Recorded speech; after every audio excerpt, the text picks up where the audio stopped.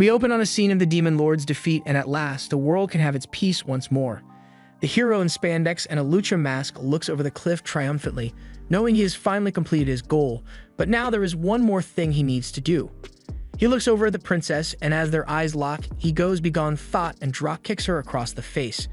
This turns out to be a game, and our MC has been wanting to do that ever since he got the first find 1,000 fragments across the map mission from her. She had it coming. In this world, VR technology has greatly improved, immersing people in games like never before. But with new graphic technology, there also comes the games that instead of actual gameplay or features, have fancy rain rendering. The games that have come to be known collectively as trash. But there are still those that are drawn to these dumpster fires of games and seek them out only to laugh at how garbage they are. Rakuro Hizutame is one such person with that kind of gaming addiction. Aside from that though, he is still your average second-year high schooler and has to head into school after spending the entire night gaming. While he walks through the halls, we see this girl building up the courage to talk to him, and she's finally ready to ask him to hang out. However, she gets her chance interrupted after Rakuro's friends come up to him and ask him about the game he was playing that night. After school, we see this woman, Mana Iwamaki, putting up a poster to bring in customers when the girl with a crush on Rakuro walks in and greets her. Mana can tell that she is looking for Rakuro, since he usually stops by here to pick up his latest trash game, but he isn't here right now.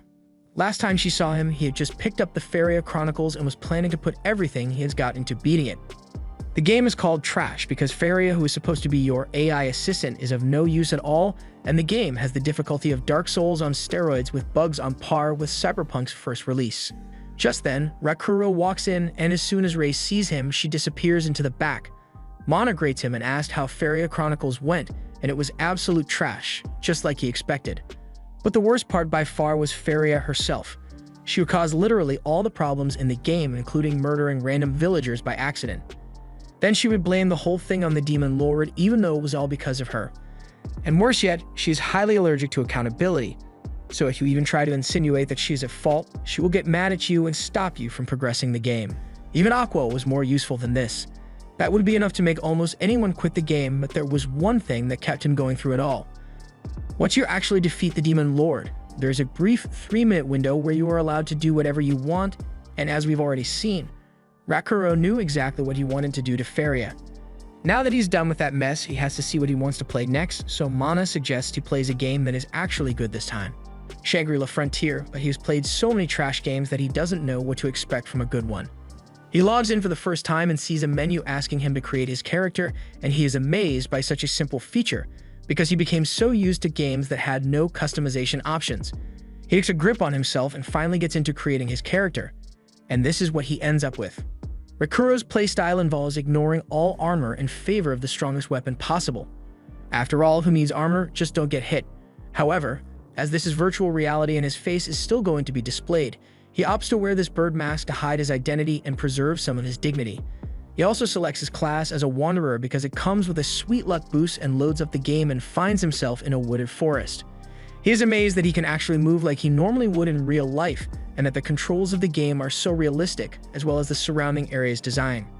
He opens his map to find out where he is and locates the starting village quite a distance away.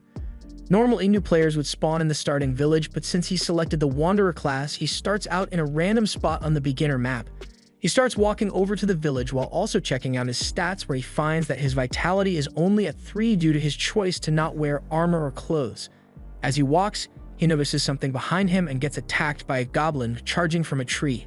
He's able to dodge it in time and pulls out his blades to fight it, and as it swings at him, he sidesteps and one-shots it. The goblin drops its axe and gives Rakuro enough experience to level him up to level 2. He doesn't have much time to rest though, as a killer bunny attacks him soon after. He dodges the bunny's attack and causes it to go flying into a tree, destroying it in the process. He can tell that one hit from that knife would be the end of him, so as the bunny attacks again, he blocks and counterattacks. However, the bunny is a bit tougher than the goblin and won't go down to one critical hit, so as it comes in for another strike, he parries it and stabs it again, finally killing it. The bunny gave him enough points to go from level 2 to level 4 instantly, and he also acquired a skill which gives him a bonus every time he blocks an attack. He also realizes that this entire time he has been playing, he hasn't come across any bugs in the code at all, so he can have as much fun as he wants, so he's going to keep hunting for those killer bunnies until they drop their knives since he thinks they are cool.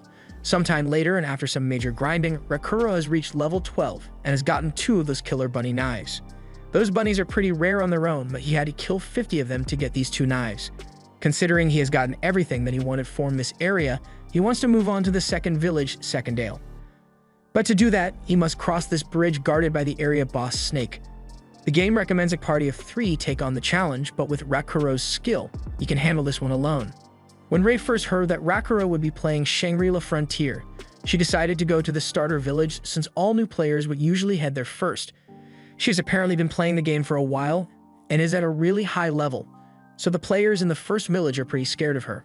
She searches through the people there looking for Rakuro's name since he always uses the same name for every game he plays. But when she doesn't see Rakuro's name there, she logs out thinking she must have just missed him in the crowd. Meanwhile, Rakuro is squaring up to fight the area boss to move on to the second village.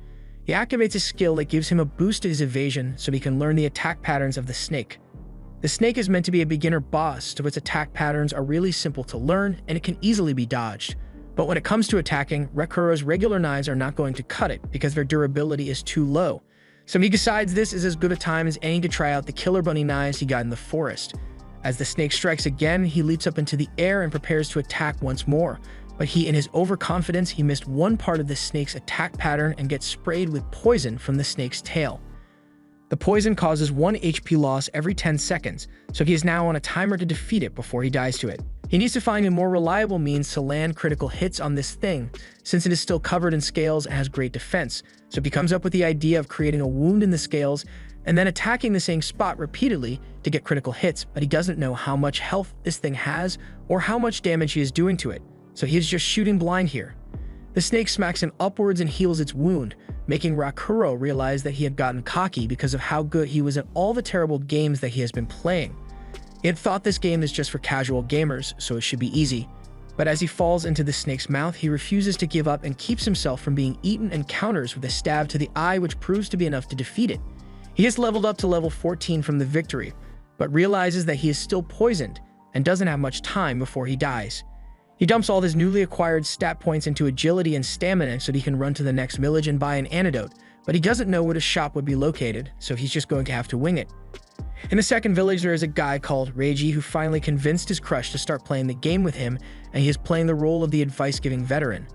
They are going out to find her a pet in-game, but before they can go, they see Rakuro running straight towards them, and Mai is freaked out by him. She thinks he is a bird monster on account of his mask, but Reiji recognizes that Rakuro is a player and must have gotten poisoned by the snake and is about to die. He advised him to go straight to the inn and get in a bed to set his respawn point there, which Rakuro is really thankful for. Mai also found it really cool how Reiji knew exactly what to say to help that guy, so Reiji is also grateful to Rakuro for being his accidental wingman. Rakuro makes his way into the inn and gets a room after skipping all the dialogue from the clerk. He jumps into bed and saves his respawn point just before he dies to the poison. Later, Rakuro respawns in the second village and is walking through town looking for places to buy his essentials, but the people around him think he is a little weird for not putting on any kind of armor, so he goes to an armory to buy some light armor. After that, he heads to the weapons shop and tries selling the goblin axe, but it isn't worth anything, so he asks to see the weapons that the blacksmith has on sale. Nothing there is really any better than the knives he got from the bunnies, and the blacksmith explains that that is to be expected since those knives are pretty rare or come across. If he wants anything better, then he would have to order one. Rakuro didn't know he could have the blacksmith make weapons for him, so the blacksmith confirms, adding that he would need to bring in the materials for it though. Rakuro heads out to find some of the materials required from the Dire Marsh wastes where ores can be mined, but he isn't getting lucky with his drops at all.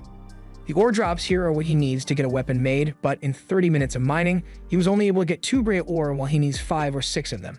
Just then, a mud frog appears behind him, but isn't a hostile creature, so it won't be a problem to just leave it alone, but then the frog sprays mud on him and it just became personal.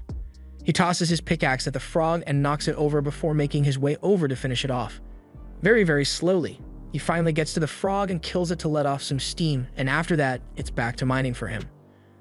Over time, more and more players are going to need to get the ores from this place, and once that happens, there's going to be a lot of competition, so the best time to collect the ores is right now. After a lot of mining, he has finally gotten all the ores he needs and even finds one really special one which can be used for a rare set of daggers. The blacksmith tells him that he can come back with more ores later to raise the weapon's level to make it stronger. Rakuro appreciates the information and is impressed with how natural the NPC's dialogue is, but while he is still thinking to himself, the blacksmith tells him he should probably hurry home since it's getting dark, and to make sure not to leave the village at night because nocturnal monsters are incredibly powerful and aggressive. Rakuro listens to his advice and then does the exact opposite as he goes out at night to hunt some monsters. Meanwhile, Rei has checked the entirety of the beginner village for Rakuro and hasn't found him, so she concludes that he must have made his way to the second village after defeating the boss, all without ever going to the first village, which is basically impossible for any normal player. But for him, it is pretty reasonable. Rakuro is currently engaged in battle with a red-capped goblin that is unreasonably strong for a goblin. He is struggling to beat it because of its speed and smart fighting tactics, and to make it all worse, it then calls him back up to jump Rakuro, and he doesn't know if he can make it out alive of this one. However, that's exactly the kind of high-stakes adrenaline rush that he loves, and he is all in for the battle. But then he encounters something he could never have prepared for, a unique monster wolf. Elsewhere in the game, Rei has come across Reiji and Mai, who saw Rakuro when he first arrived at the second village. She has finally gotten a lead on where he might be, so she asks them where he went and what he looked like. Reiji explains that he came running into the second village after he got poisoned by the snake and was wearing no clothes and a bird mask on his head. With that information, she plans to continue her search, but before leaving, she gives them a teleporter as a token of her appreciation and speeds off. Mai asks who the scary-looking night girl was, but he isn't sure. What he does know, however, is that the emblem on her back belongs to a guild that is focused on the unique monster, Lickigan, the Night Slayer. Unique monsters are special classes of monsters that exist within the game. Normal monsters respawn after a set amount of time, but there is only one unique monster each type in the world. They are called Colossi, and there are supposedly 7 of them across the entire game world, and many of the top guilds have made their goal hunting down these unique monsters, but no one actually knows the conditions for getting one to spawn. So basically, they are extremely rare monsters, and are also ridiculously strong as well. This game has been running for over a year now, but even with a player base of over 30 million, not one player has actually managed to defeat one of them. That is the same unique monster that Rakuro is currently facing. He was already struggling with the goblins, but that thing blew them away in seconds, and now he has to face him. The wolf lunges at Rakuro, but he manages to pull off a perfect parry which allows the user to block all damage from a strike with the right timing. He gets flung backwards and laughs in the face of the monster, but internally, he is quaking in his boots because if he hadn't learnt perfect parry, he would have definitely been dead by now. The wolf attacks again, and Rakuro realizes that he'll be dead if he is even a second late in his movements. He decides to go all in and activates all the useful skills he has got to deliver a critical hit to the monster's paw. It slashes at him again, but he is able to dodge and deliver another critical hit. But then the moon fades behind the clouds and the wolf disappears. Rakuro is left confused as to where the wolf went, but then it appears behind him and tries to strike him again. The fight continues, and as the moon is covered again, the wolf disappears and sneak attacks Rakuro, but he is able to avoid the fatal blow once more. He has been fighting this wolf for over 5 minutes now and hasn't taken a single bit of damage the entire time, but the wolf's hide is so thick that he's not sure he is doing any damage even though he has landed over 200 critical hits. His weapon is also running out of durability, so if he doesn't find a weak spot on this thing soon, there's no way he can win. This fight is way out of his league as a beginner, but that is exactly how he likes his challenges, impossibly difficult and borderline psychotic. But this time, the challenge proves to be too much for Rakuro to handle and he finds himself on the ground, missing both legs and about to be killed. At this moment, he decided that he doesn't care about the game's main story or completing any other side quests. He is going to defeat Lickigan at some day. That day may not be today, but he is definitely going to do it. And as Lickigan delivers the final blow and kills him, he is given a new status effect, Lickigan's Curse. He respawns in the second village and finds his body now has red marks all over it. This is part of Lickigan's curse, and no items can be equipped to the afflicted area, so he's thoroughly screwed since he now can't wear armor, even if he wanted to. And on top of that, the only way to get rid of the curse is to get a saint to do it, or to kill the one who placed the curse in the first place. He is now back to being viewed as a weirdo by all the other players, but he's got to stay calm and take the best course of action with the cards he has been dealt.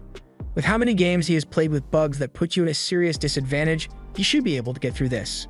He first decides to allocate the stat points that he got from fighting Lickigan, but he can only really put them into stamina or agility now since with no armor. Upgrading HP would be pointless. He continues to agonize over his situation when a bunny suddenly drops out of the sky and lands on his head. It is a little too classy to be a killer bunny, so he thinks it must be some kind of game event. He chases it through the alleyway until it walks into a glowing door in the middle of a wall. The door reads Unique Scenario, Invitation of Rabbituza. He had read about something like this being in the game before.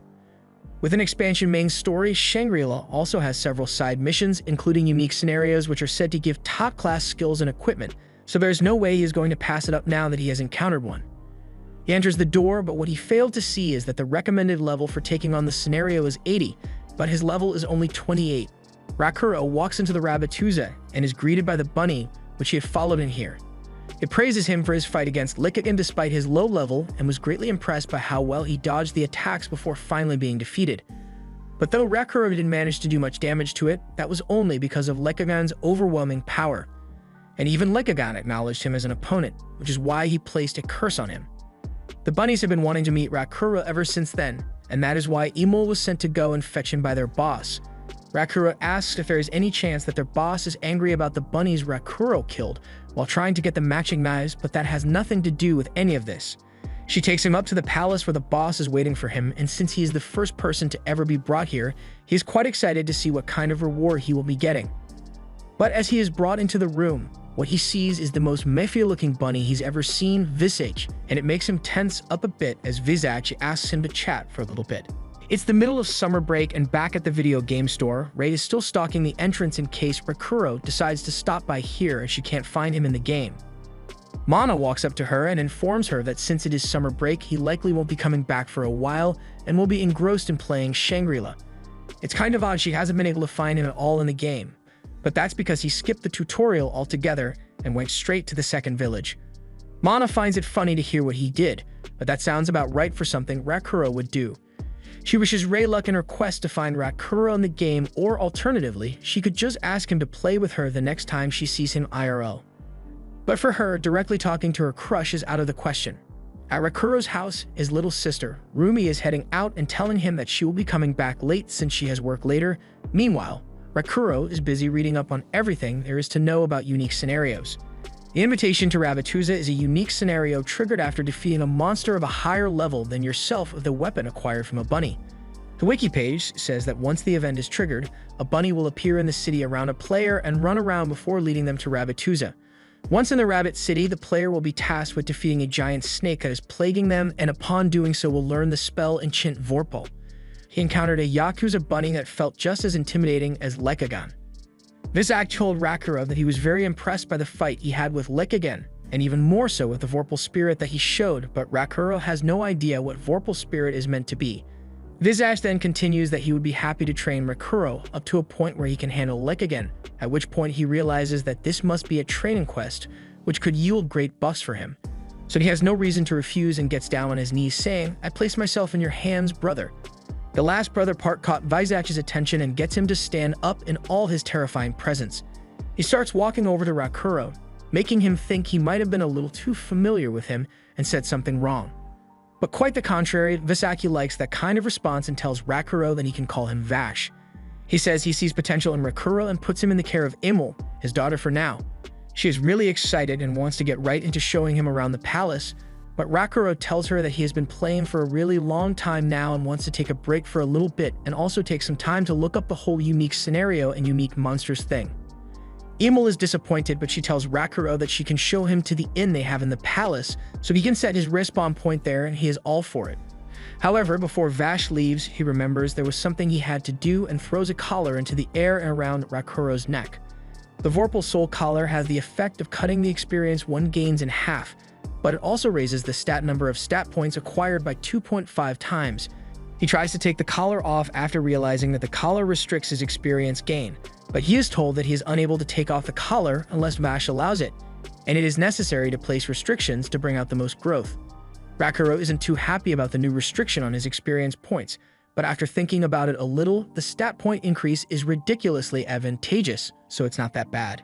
After checking all the online forums, he hasn't found anyone that knows about Vash or Emil, much less the Vorpal Soul Collar or the Rabbituza Palace, meaning this is a unique scenario which he alone knows about, and that makes him happy. He looks at the time and realizes that he has an appointment in another game with a friend of his called Katzo.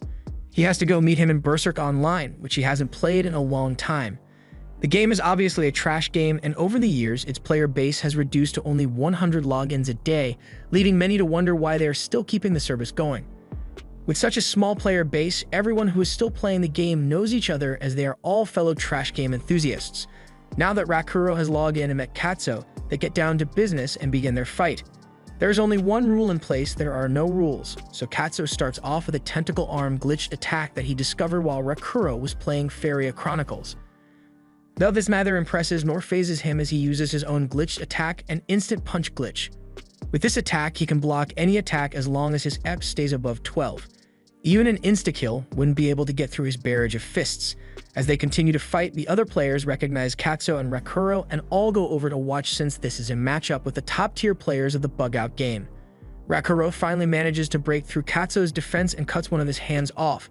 But thanks to another glitch, the dismembered hand is still able to move and punches Rakuro, knocking him out and winning the game for Katsuo. Even though he lost, Rakuro is still glad to get the change of pace and fight another person rather than only NPCs. Hearing Rakuro say that he has been fighting NPCs, he realizes that he was being serious when he emailed him to say he was going to start playing Shangri-La. But he never thought he would see the day where Rakuro would play a game that was actually good. Rakuro tells him to listen first. There are these monsters in Shangri-La called the Seven Colossi that are ridiculously strong, and they are so rare that across the entire player base, they only know the names of 4 of them. And since the game launched a year ago, not a single person has actually managed to defeat one of these monsters in a fight, and Rakuro got killed by one of them recently. So he has decided that he won't stop playing the game until he has defeated Likagan. Hearing Rakuro talk about Shangri-La so enthusiastically, Katsuo decides that he will start playing as well. He also messages someone else they know to tell her that Rakuro is playing Shangri-La. This person, Arthur Pencilgon, receives the message while in the middle of combat with several players, and she's also shocked that Rakuro would play a game that isn't trash. But as she finishes off the rest of the players around her, she talks about how she is going to have to find him in the game, and I assume that means she wants to fight him because she is clearly not against killing other players. Meanwhile, Rakuro logs back into Shangri-La and returns to the second village. He returned here with Emil through a teleport gate, which she can use anytime she wants, but she asks him why he wanted to come back here so soon when there's a bunch of interesting stuff he can do in the Rabbituza Palace. He tells her he is definitely interested in taking a tour of the palace, but there was something he had to do here first. There have been a lot of new players in the game since summer break started, and due to this, the starter village is completely packed with them. So he wants to get to the third village before he takes on the Rabbituza unique scenario, as once the players start pouring in here, the village is going to get crowded and resources are going to become scarce as people fight over them. She didn't understand a single word of what he just said, but she's happy to go along with whatever he wants to do, so if he wants to get to the third village, she will gladly help him get there. After saying that, she sends him a party request, surprising Rakuro because he wasn't aware that he could have NPCs in his party. Emil says it's only natural since he can't get back into Rabbituza without her, but he just thought she would follow him around until he wanted to go back. He accepts the request and has Emil climb in his shoulder so they can get going. But then 2 girls walk past him and notice Emil, thinking she is cute, and ask him how he managed to get a Vorpal bunny as a pet. Since this is part of a unique scenario that only he knows about, he would like to keep it to himself until he has finished clearing it. So he takes off running without answering any of their questions. But before he can get out of sight, one of the girls takes a picture of him and Emil so they can ask the forums about it later. They make it to the wastelands and Emil asks what he came all the way out here for. Rakuro tells her that he had something he wanted to check related to his curse. It says monsters of lower levels will flee from him, so he puts it to the test as a monster charges at him. Once the monster spots the curse marks on him, it turns around and starts running for its life, so Rakuro chases it down into a wall, and as it turns to the left, he blocks its path and kills it with the extra momentum from his chase. Emil compliments him on his ferocity while hunting down a monster that was trying to flee from him, so he takes it as a compliment and tells her that now he has confirmed that low-level monsters won't attack him, they are going straight to the area boss and will just ignore the monsters along the way. While they head over to the area boss, Rakuro realizes that he forgot to get any information about the boss before heading out to kill it, so he asks Emil if she knows anything about it. She tells him that it's a monster called Mud Digger and comes out of the ground to attack you, so it is very important to find a way to keep it in place if planned to defeat it. Once they get there, Rakuro finds that the battleground is a swamp as far as the eye can see. Mud Digger emerges from the ground and Rakuro realizes that he is in the worst possible case scenario for his build. Because of not being able to wear armor, he put all his stats into his speed, but swamp forces a player into a walking state, meaning you won't be able to use any of his speed here at all. He's got no idea what to do as the monster leaps up into the air and dives into the mud that is supposedly 6 inches deep. Don't think about it too much. It is fast approaching them, and the mud prevents him from jumping out of the way like he normally would, so he instead comes up with a plan to evade using one of his skills, which upgraded. Thanks to the experience he gained from his fight with Lickigan, a lot of his usual skills reach a new level, and consequently, as the monster turns to attack him again, Rakuro reveals that he has unlocked the next level of Perfect Parry, Repel Counter, allowing him to not only block the incoming attack, but to also perform an attack of his own in the split second after blocking. He has successfully countered, but the immediate problem of his lack of mobility still hasn't been addressed yet, and there is the matter of the recast time of his skills, meaning he can't use them again for a few seconds, so he is a sitting duck for the mud monster's strikes. It swims towards him and launches another attack while Rakuro is still unable to move, but luckily for him, he's not alone as Imul puts on her glasses and pulls out a book to back him up with her magic spell and knock it back. Rakuro is greatly impressed by her magic and thankful for saving his life there. He realizes that he has been too focused on playing solo this game, and had forgotten that he has Imul here to help him. It kinda hurts his gamer pride that he is relying on an NPC that is stronger than him, but when in Rome, you let the magic bunny do her thing. The monster has been stunned, so Rakuro wants to use this chance to close the distance between them and attack it, but it is still painfully slow. By the time they have finally made it to the monster, it has had enough time to wake up, roll out of bed, and make a cup of coffee, so it once again tries to attack the two of them. But during that time, Rakuro has managed to get close enough to put it within striking distance, so he uses one of his upgraded attacks to hit it and deal some extra knockback. He then uses his knives to scale the side of the monster and get on top of it before asking Imul to use some of her magic to make a big boom on his forehead. And while she charges up the spell, he is just going to keep balancing on its nose, since he has played way harder platformers than this, so he's not going to be falling off anytime soon. The monster then switches tactics and tries to attack him while he is in the air, but he is out of luck as the cooldown on Rakuro's Repel Counter has reset, and he once again uses it to block and return an attack of his own. And at the same time, Imul has finally finished charging her spell, so she unleashes the Edge Slash, striking the monster to the ground. Rakuro also falls down, taking some fall damage, but he is more focused on how amazing Imul's attack power was, and Imul is focused on her clothes that got all muddy now. He is happy with how well the attack worked on the monster. But wait, where did it go? He looks around but can't see any signs of it until the ground beneath his feet starts shaking and he is unable to move. All gamers know what this means, and Rakuro is already within the kill zone. So he picks Imul up and throws her out of range to at least save her. He has accepted his fate, but as the monster pops out from under him, he is surprised to find that he is still alive. He took a bit of damage, but he was expecting an insta-kill, but he was just thrown into the air.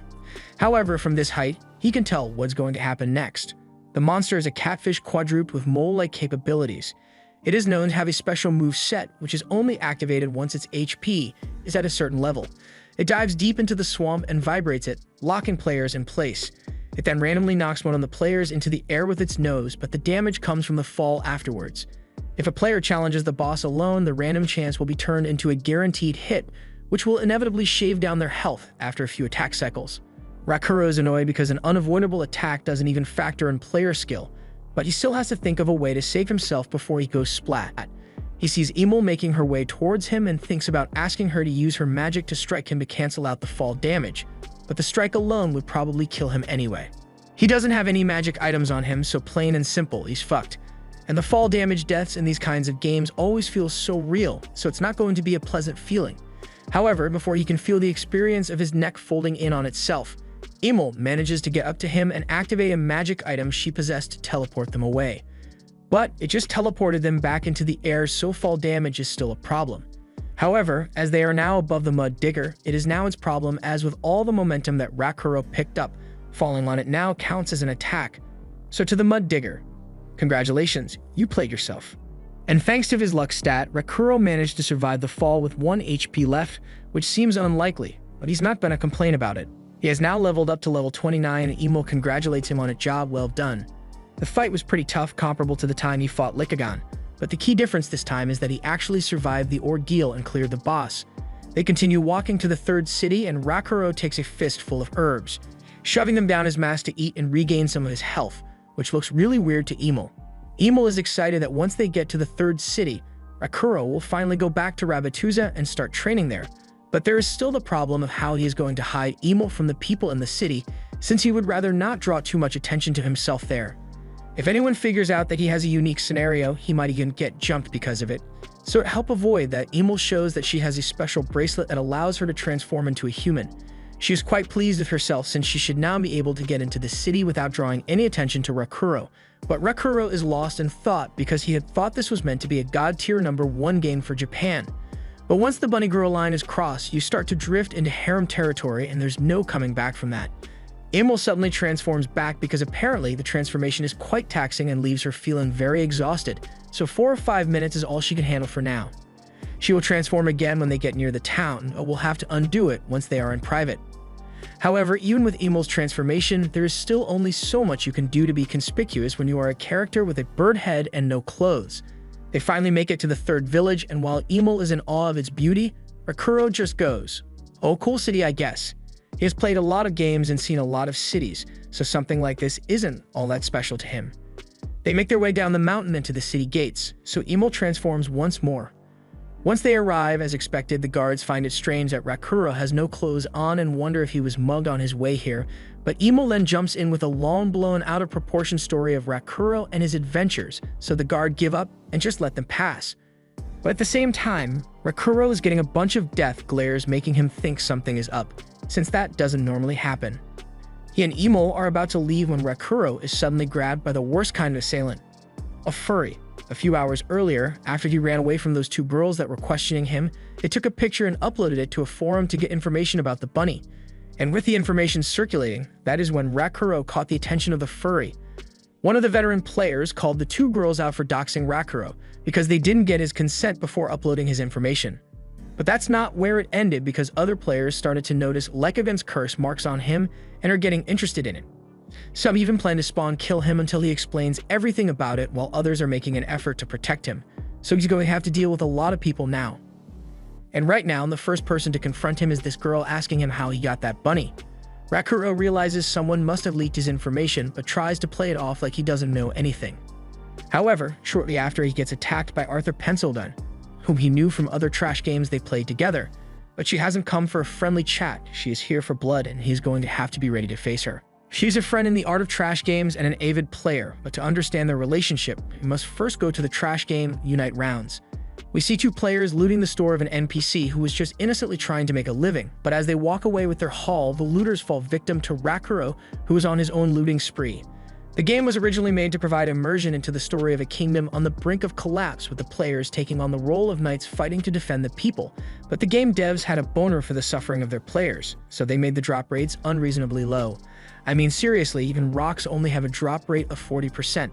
With these kinds of drop rates, the first quest, which was just a simple herb gathering quest, took 12 hours to collect by hand in the swamp, so naturally players had to find an easier way to get what they needed, and the secret ingredient was crime. If you didn't want to waste time finding items for yourself, just rob a store or steal them from a player who already has it.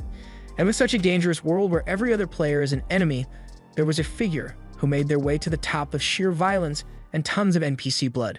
That was Pencil Knight, and under her, the Pencil Kingdom was formed. But when your ruler is a ruthless plunderer, the rest of the players wouldn't last long. Then, later on, Rakuro and Katsuo happened to come to the castle while playing. Rakuro takes a moment to look through the items that the dead players had on them, and Katsuo questions the objective of the game. He thought it was to protect the people in this kingdom from monsters, but all players are worse than those monsters. None of the countless war crimes committed really mattered though, because they came here for one reason and one reason only. They are here to assassinate the Pencil Knight. She established herself as the most powerful player on the server and would abuse anyone who did not join her side, and now she sits in her throne room with the new name of Dystopian Empress. She is surprised to see that people actually made it to her throne room alive, and says she will remember Rakuro and Katsuo's names as she gets up to fight them. She's got a long history with Rakuro, but back in Unite Rounds, they always fought to a draw where they would both end up dying. But now she's much higher level than him, so he's at an outstanding disadvantage. She charges at him and slashes with her sword, but Rakuro ducks underneath and their faces get really close as she tells him he should be flattered that she came all the way here just to kill him. She flies past him and uses her sword to catch herself while throwing 3 knives at Rakuro. He dodges them easily, and she complains that those knives were useless even though they are so expensive. She asks Rakuro what level he is because even he should be around level 30, he is dodging really well. Meanwhile, the furry has just recognized Pensilogon as the second in command of the player-killing clan on the server, nicknamed Giant Killer. Meanwhile, Emil is starting to get tired and her transformation is wearing off. Rakuro asks why she is called the Giant Killer, and she explains that when she started playing initially, she would focus on ambushing and killing players that were much stronger than her. But then the devs patched that out, so it's been a lot harder to do lately. Rakuro finds it funny that she was going after the giants of the game when she got herself killed as the Giant of Unite rounds, but she doesn't find it very funny and attacks him again. He dodges and counters her, leading to a heated exchange of blows. Pensilogon tells him that her clan leader asked her to come here to deliver a message to Rakuro. He has to publish the information on the unique scenario, or he will be hunted down until he does. However, Rakuro isn't feeling very scared by the threat. He is able to dodge and block all of Pensilogon's strikes, but there is still a huge gap in their equipment level, so beating her isn't very likely. He notices that Pensilogon is trying to keep him away from the city gate, probably because it would make it harder to fight him if she were in there, but he still has to think of a way to get past her. While he is still fighting Pensilogon, Emil is fighting to keep her transformation together, but as the furry taps her on the shoulder to ask her a question, she loses focus and turns back into a bunny. And honestly, I fear for what may happen while she's in the hands of a furry. However, he thinks of a way to get out of this mess and uses Repel Counter to push Pensilogon back a bit. He then calls to Emil to get on his shoulders and starts running to the city. The furry cries about at least wanting to get a photo with Emil, to which Rakuro says he will consider it if he can survive this. Pensilogon gets back on her feet and starts chasing Rakuro, but before she can catch up, she gets blocked by the furry. She does really care about Rakuro, but she is not gonna let that bunny die. Rakuro is happy to escape and is about to make it to the city gate so Emil can teleport him to Rabbituza, but it seems that Pensilogon did not come here alone. The players in front of Rakuro are all players from the player-killing clan that were sent to kill him.